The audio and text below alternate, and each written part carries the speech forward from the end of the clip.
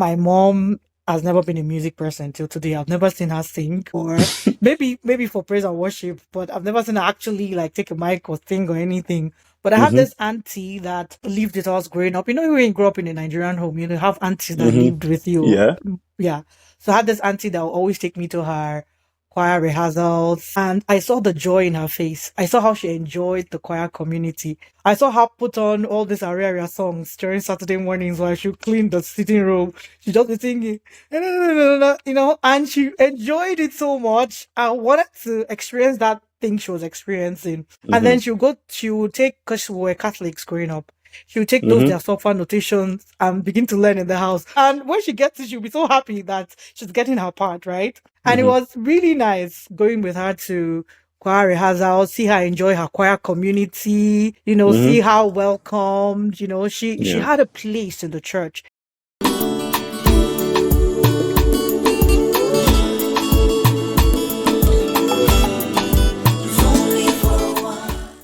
Hello, welcome to another episode of the Choir Music Podcast. It's me again, your host, Neka, your favorite choir member. And today we're going to be talking about nostalgic moments in the choir that has shaped us. I have a very special guest with me today. His name is Igwe. I will be passing over the mic to him to introduce himself. Welcome to the podcast, Igwe. Thank you for joining us. Thanks for having me, Neka. It's a privilege to be here and just looking forward to sharing my journey and my life experiences from the lens of being in the choir as well. Absolutely. Did I say he was a tenor singer and an engineer? Well, now you know. So I have this question in my heart. Like, how come you've been in the choir for, I think from our conversation, 14 years now? Why I Yeah. have that question is the choir, 90% of most choristers I know are women, especially people who have been there for a very long time. So what has kept you this long? What has your choir journey been? How did you join the choir? And yeah, tell us your story, please. Yeah. Yeah. Thank you. Certainly. So my journey as like into choir was a rather interesting one. I didn't actually initially start out to be in choir. And for most part of I'll say my teenage, young adult life, I was more of a critic, basically. And Absolutely. I think for me, the turning point had more to do with my spiritual life, like my growth and evolution spiritually, particularly when I joined university and I was a member of my campus fellowship. And even as a member of my campus fellowship, I wasn't also in the choir. I actually served in the technical department doing venue setups, sound setups. And I think over the journey of my 5 years at the university, I experienced a lot of growth in terms of like serving. And when the opportunity came, once I had graduated, I just knew that I just felt the leading of God that this was the right moment for me to join. And it wasn't a difficult thing. I would even say I didn't actually join the choir directly. We had this mass concert program at that time, and it was just more like any member of the church could participate if you wanted to be involved. And from that experience, that was sort of like where myself and maybe even a couple of my other peers were also sort of like recruited to choir ministry in full force, I would say. So, yeah, that's a bit of my journey into the choir ministry. Absolutely. Yeah, that's good to know those landmarks in your memory where, you know, things really happened and shaped you and you made decisions. I remember Hmm. growing up, I had this auntie because my mom is not a music person. I've never seen her in any choir ever. But then I had this auntie that will always take me to her Hmm. choir rehearsals. I saw how she really enjoyed it. I saw the joy in her face. Yeah, talking about memories, like landmarks in your memories Hmm. as a growing child and nostalgic moments. I remember in the choir, I remember my auntie, you know, always taking me to her choir rehearsals. My mom has never been a music person till today. I've never seen her sing, or maybe for praise and worship, but I've never seen her actually like take a mic or sing or anything. But I had Hmm. this auntie that lived with us growing up. You know, when you grew up in a Nigerian home, you have aunties that Mm-hmm. lived with you. Yeah. Yeah. So I had this auntie that would always take me to her choir rehearsals, and I saw the joy in her face. I saw how she enjoyed the choir community. I saw her put on all these area songs during Saturday mornings while she would clean the sitting room. She just be singing, you know, and she enjoyed it so much. I wanted to experience that thing she was experiencing. And Mm-hmm. then she would take, because we were Catholics growing up, she would take those Mm-hmm. their software notations and begin to learn in the house. And when she gets it, she'll be so happy that she's getting her part, right? And it Mm-hmm. was really nice going with her to choir rehearsals, see her enjoy her choir community, see Mm-hmm. how welcomed, she Yeah. had a place in the church. Mm. She had that community, and it wasn't just as much as we go to church basically to get spiritually Mm-hmm. edified. There's also the social aspect of it. And I saw her Yeah. really enjoy community in the choir as well. And then she always Yeah. took me with her. And that was what, sparked my love for the choir as a growing Mm-hmm. child. Mm-hmm. And then because I had music in me as well, music is from my dad's part, not my mom. Oh, okay. Yeah, the music was my dad's part, not my mom. So because I had music in me, I was always attracted to music, to the choir, to Mm-hmm. somebody who sang well, and throughout my life, they have always, somehow shaped me Mm. in that aspect. I don't know if that happened for you, if there was maybe someone, a moment that really, shaped you, any nostalgic moments like that as a child or as a growing adult.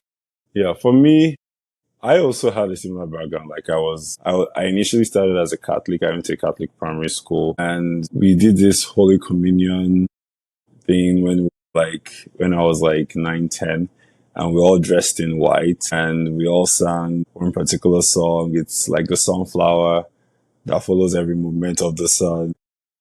So yeah, like it was yeah. So that was like a really memorable moment for me then. But it was quite interesting. Like I would say like most of my experiences in choir really started like when I joined the mass choir too. And like it's interesting you mentioned the social and the community aspect too as well, because one of the things that when I first joined the mass choir that kept me there was just being able to, as a young person, see people that were like my peers that could relate with me. So it was not just okay, because I think also growing up, part of, I would say, and you might actually be shocked when you hear it, is like, I actually believed growing up that I hated music. I don't know why. And it was interesting that I actually used to listen to a lot of songs. I had a Walkman, but I don't know, maybe because when I was growing up, I also had this notion that choir was for like older people and it was not for like people like myself. But when we had that mass choir concert, that was the first time I really started to see, okay, myself being a part of the choir, because I also had a lot of people that were like youths like me, and I built friendships and relationships.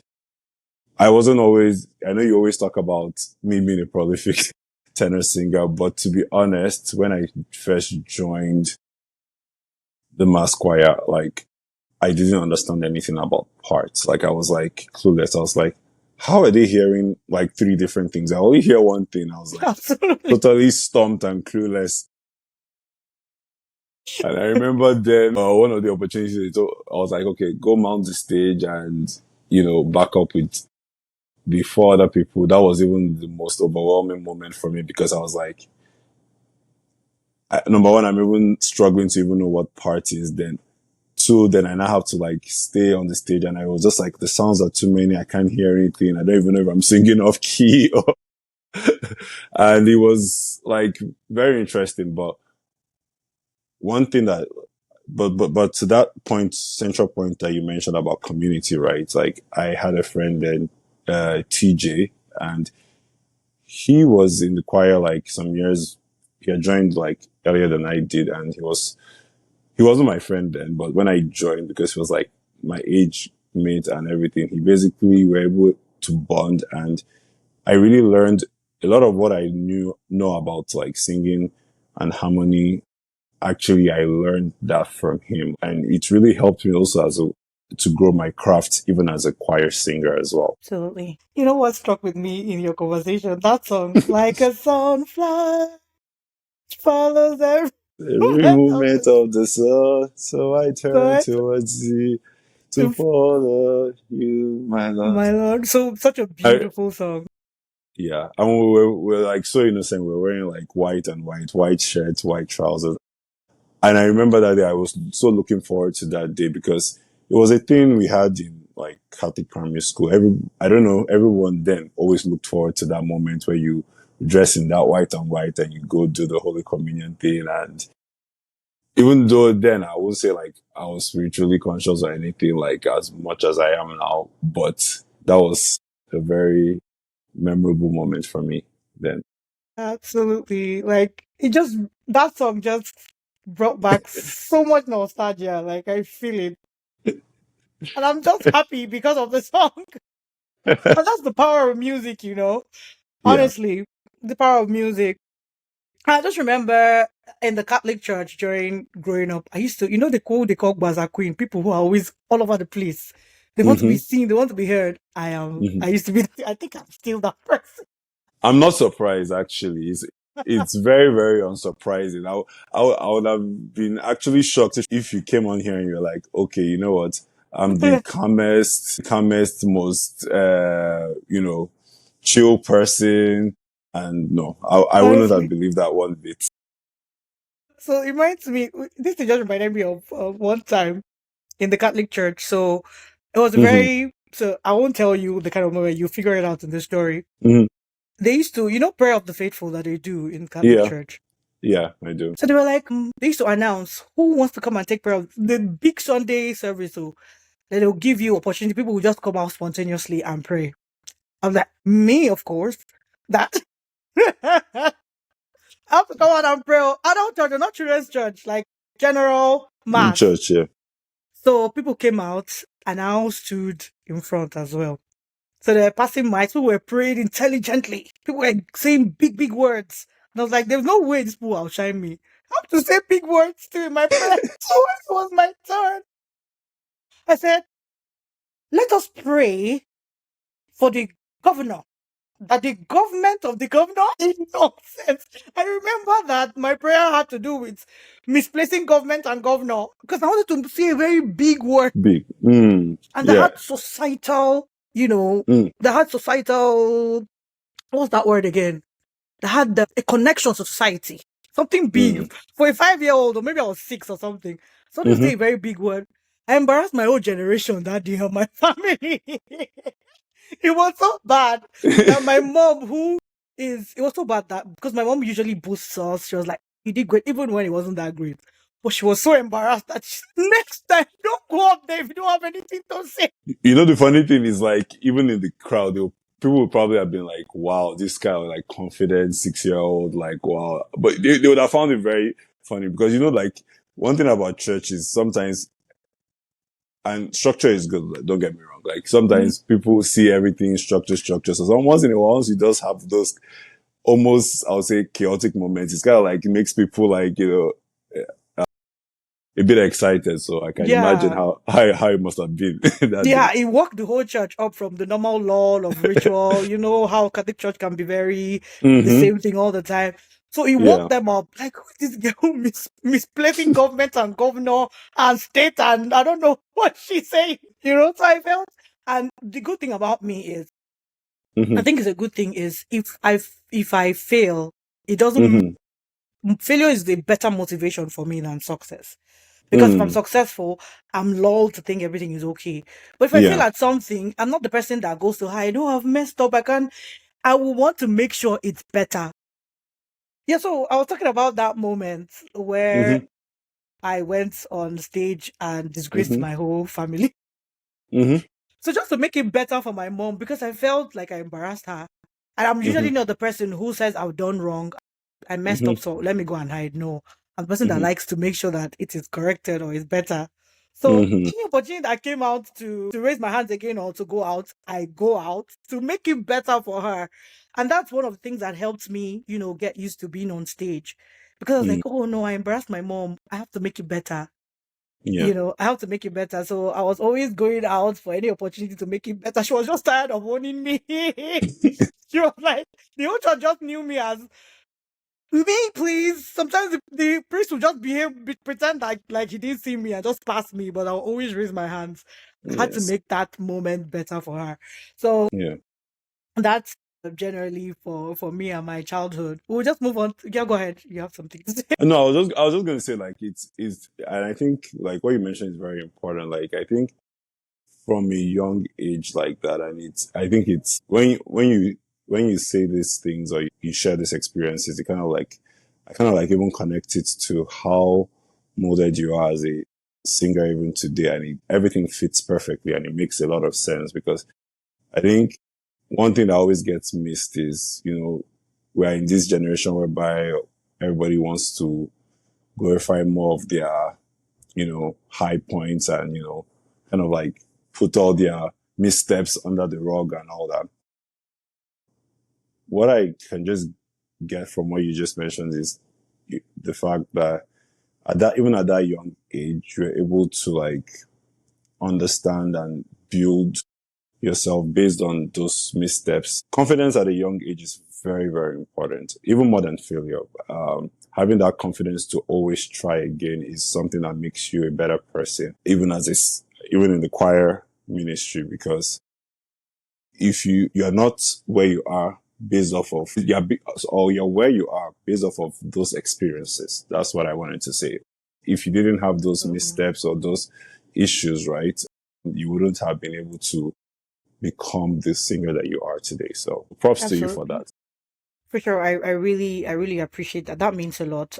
It's mental resilience is a very, very key thing, especially as a singer or even in life generally. Like you have to Hmm. be mentally resilient. You know, um, Hmm. I Hmm. know not everybody is built the same way. Some people Hmm. don't have that mental capacity to keep going in the face of adversity, while Hmm. some people do. But it's a learnable skill. It's something Yeah. you can learn to force yourself to. The more you're pushed down, the more you stand up. Hmm. The more that, because it's very easy, because the choir is a very vulnerable place where you're open, you're out there, and you're giving yourself. And if somebody says a wrong word or does something wrongly, or even if you misinterpret Hmm. someone's reaction to you, you can just say, "Oh, I'm not doing this again." This aspect is shut down because someone reacted adversely to Hmm. you, or maybe Yeah. you're on stage and you see someone laugh at a mistake. I've seen that a Hmm. lot. Like people laugh in my face when I make a mistake on stage. Yeah. So you can just base off of that and say no more, no more am I Yeah. exposing myself in this way. So it's important as Yeah. a singer to be mentally resilient. And yeah, and if you're mentally resilient, it just applies naturally to every aspect of your life. To always Hmm. stand up even when you're down. So thank you for mentioning that. That's very key. Mm, yeah. So as we're saying, how did the choir shape you? Like being in the choir shape your relationship with God and people? I'll start from my story.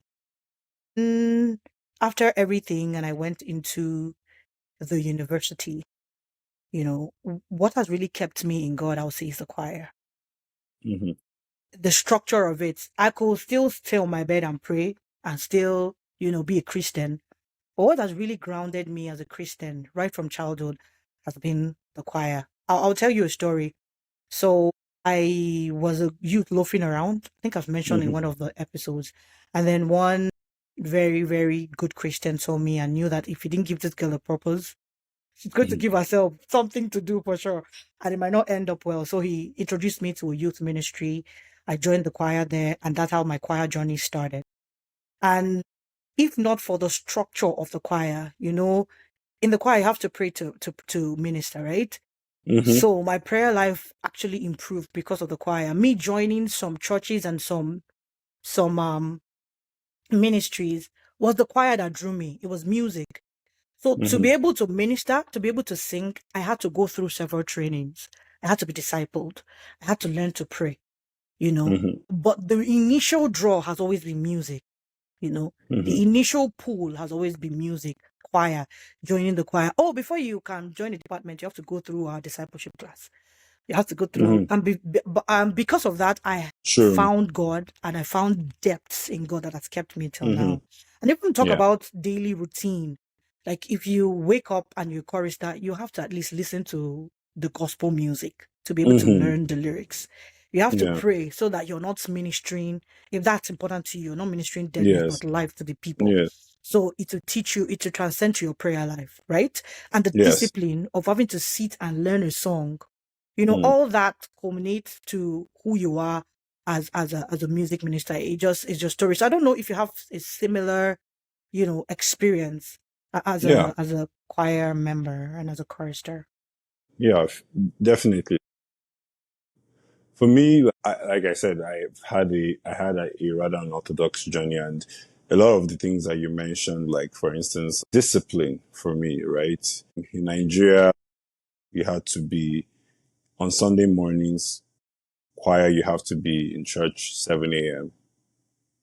And that's after you have to be there 7 a.m. And that's before even the pastors or anybody comes in, because we have to have our own separate prayer even before what we had the we used to call it the fresh anointing service, but it's like the same thing as the workers meeting. And you'll see even some other groups in the church, maybe they might not take some of those things seriously, but then my HOD was pretty strict on a lot of standards. And if you come a minute later than 7 and you're not ministering, he doesn't care if you're the one supposed to lead the Wow. song or you're supposed to. So he was super strict. And so I'll say in terms of like having that disciplined mindset and also knowing he was like, it's either you're in or you're out with God. There's no like Mm, midway point between. So those were that was, so I'll say choir has taught me a lot of discipline, because other departments too, of course, you definitely need some level of discipline and dedication. But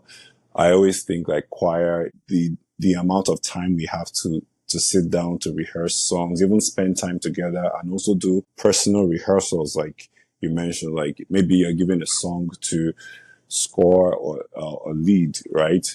And you can't just mess it up. And I would say there's a lot of the songs that, and I think it's also kind of like similar to even like our current church here. Like a lot of the songs personally that we're always given to score, we're usually out of my comfort zone. I grew up listening to more of like very calm music. Even when I used to listen a lot to secular music, I was more like a soft rock kind of person.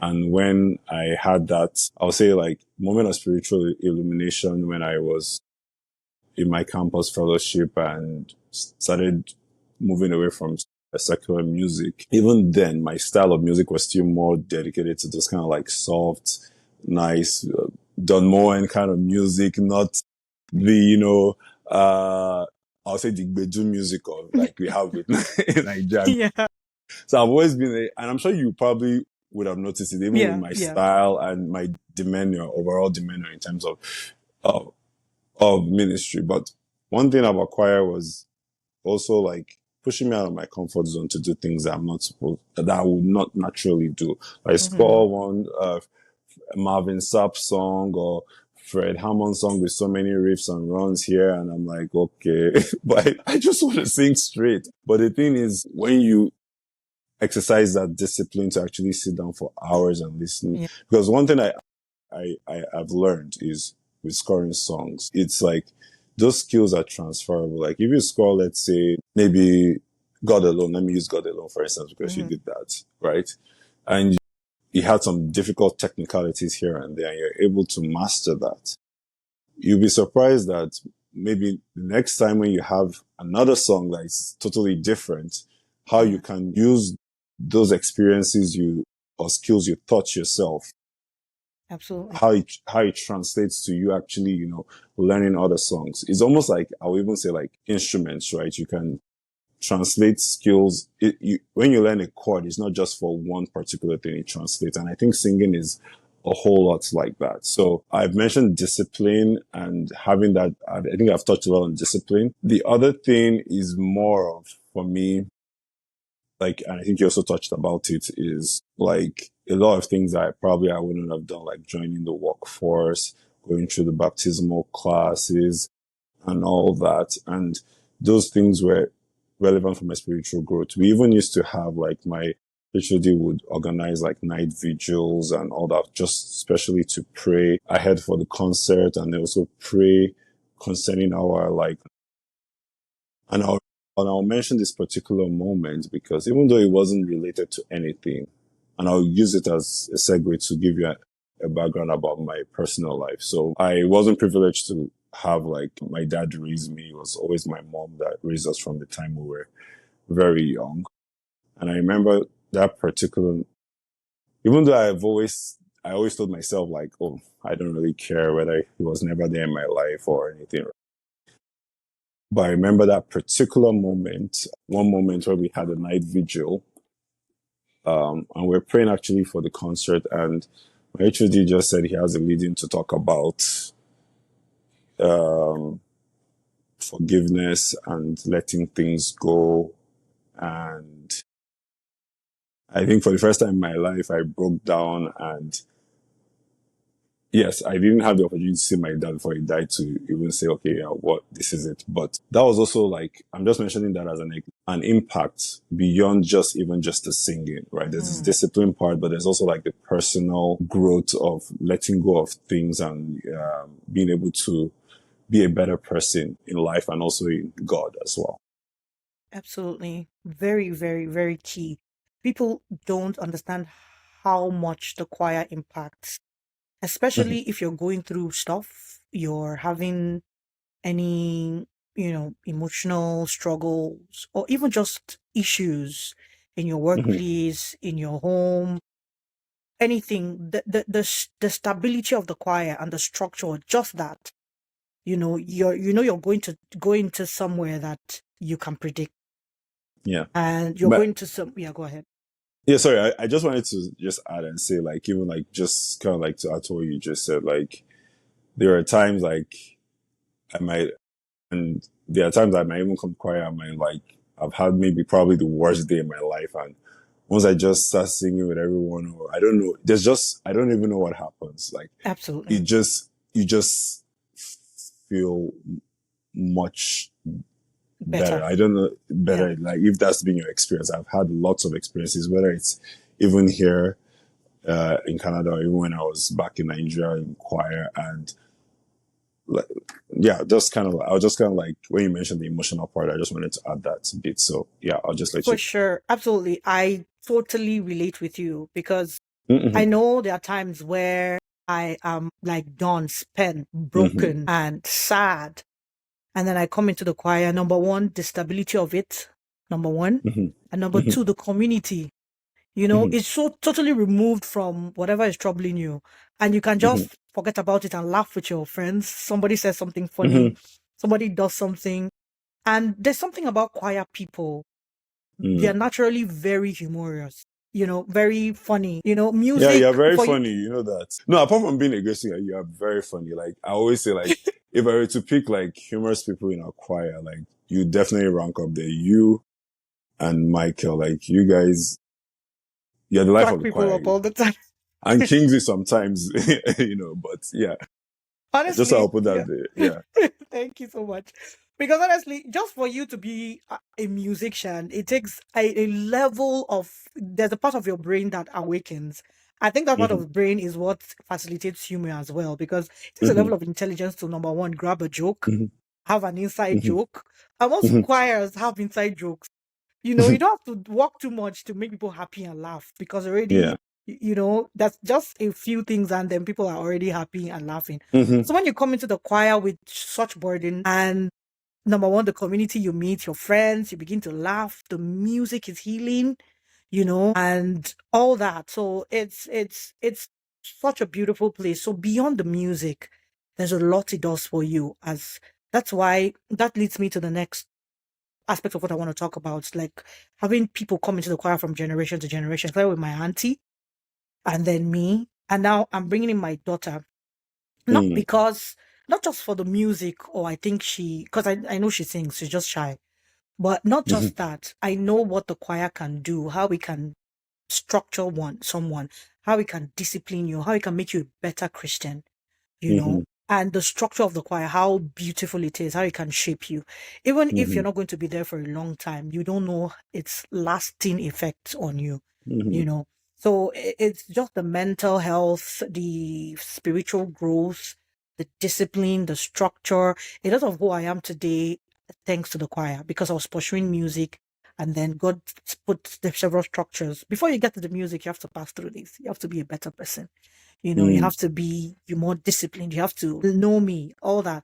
So I know how impactful it can be as well. So that's why that leads me to, will you, I know you have children. So would you mind them being in the choir in the light of all this? Besides the good part, choir has its bad parts. Every church you go to, Mm. they're the most notorious, the most notorious people are choir members Of as course. well. So Yeah. apart from But the the life good of the part, church, so it's exactly. Without our wahala and our music, what is the church? I'm just kidding. Mhm. Oh, the church is us. We the church. Yes. All right. So, would you mind if your child says, "Oh, I want to join the choir," and yeah. For me, I think for me, like absolute no brainer. Like it would be like a very proud moment of mine.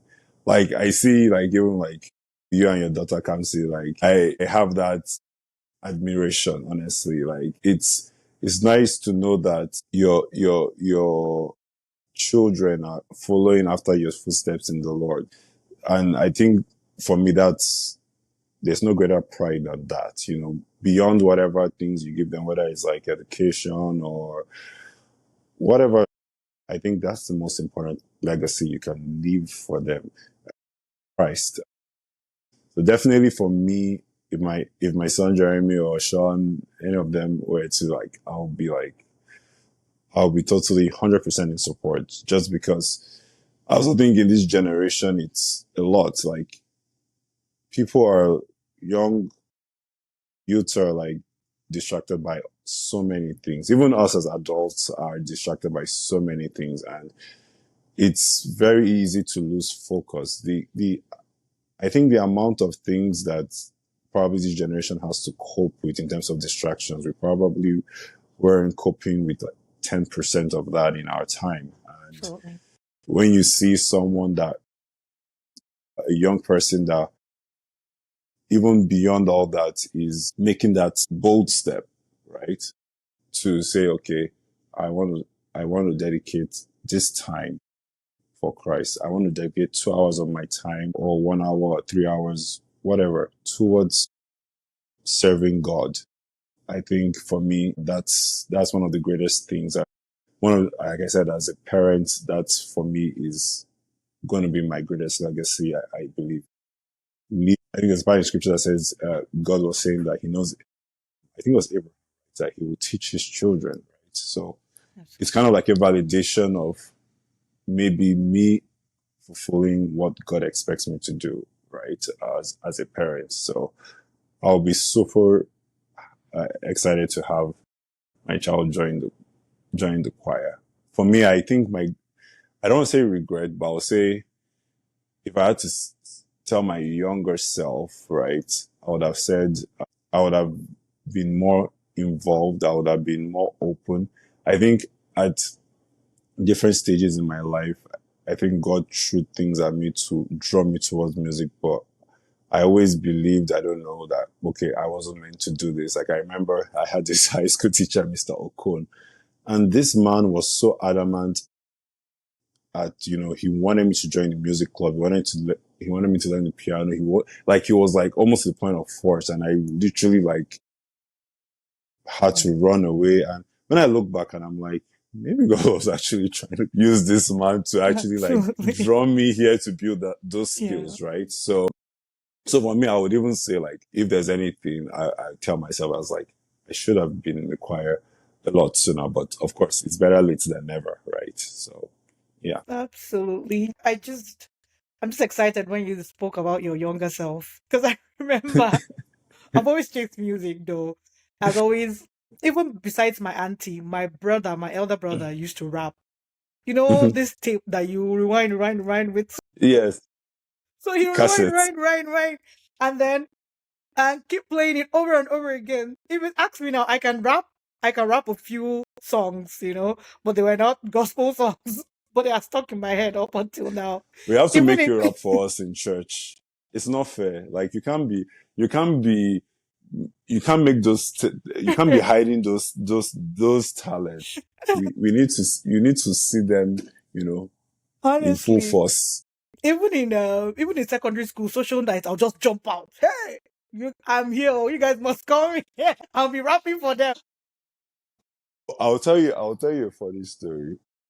I don't know if it's going to be funny, but so when I joined choir, and I think it was like 2 years or 3 years into, so I think we were doing one of these concert rehearsals, and I think we were supposed to sing a hymn or something. And then I was like jesting with some of my peers in the choir and joking as to how to rap with a particular hymn. It's "Oh Jesus, I have promised," right? Okay. And I actually heard it and I was like, "Oh, this sounds good. You're gonna do it on Sunday." And he was like, Mhm. "Yeah, you do it." And I did it in the rehearsal. Like, I actually did it well. I won't lie. What I did was I kind of like used one of the stanzas in the hymn. Oh Jesus, I have promised, but I just used kind of like a rap vibe to do it. Mhm. Now, on the day I was supposed to deliver this thing, Can you imagine? I totally forgot my words. I was Oh my like I goodness. remember the first two lines, but people were still saying whoa, whoa, whoa. I was like, I was like, but that was just by the way, yeah. Just because you mentioned the rap thing, so it just kind of like, sorry, Sorry, you. it kind of came to me, so that's why I was like, Uh, This I'll our just put phone that should out. stay in one place. So Yeah, so yeah, mhm, honestly, it's childhood and music. God, if I tell you stories, secondary mhm, school. I went to Catholic secondary school. They were always calling me to take responsorial psalm. You then not mhm. volunteer that you want to take responsorial psalm when I'm there. You know, That was that was my forte. your It's mine. Don't take it from me. That's what I used to use to now push you up get my rep. them. But when I sing responsorial psalm, my hair will not be long. I just come Hmm. out. The response to the psalm is, I can imagine you would have been very dramatic. I'm just trying to imagine you. oh Like my goodness, you don't know you the have been half of it. so for You don't know the half of it. Oh wow, it was so nice having you. I wish we could stay yeah. longer, but Yeah, every for good thing sure. has an end. Thank Yeah, you for so sure. much for joining us today. Thank you for sharing Yeah. your story with us. Thank you for such an engaging episode. And if you've been with us till now, if you've watched till now, it means you're drawing value from this episode or from this podcast. Please do well to subscribe so you don't miss the next episode. Also, if you have questions or things you will want us to talk about, please leave it in the comment section below. And we've come to an end of this wonderful episode. Please keep singing and keep loving the Lord. Thank you. Yeah. Thank you.